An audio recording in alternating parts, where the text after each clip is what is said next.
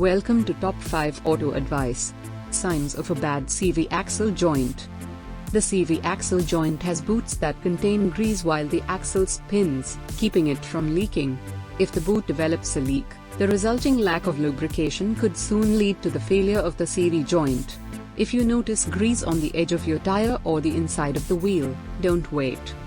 A knocking sound. Keep an ear out for a knocking or clunking sound, especially a rhythmic one.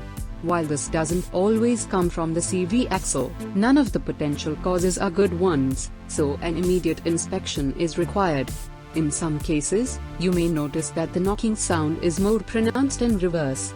Ultimately, your best bet is to have the experts inspect the problem right away.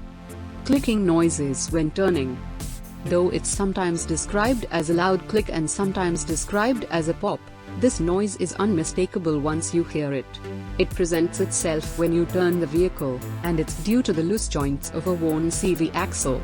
As with other symptoms, it's important to bring your vehicle to a service center immediately if you hear this noise.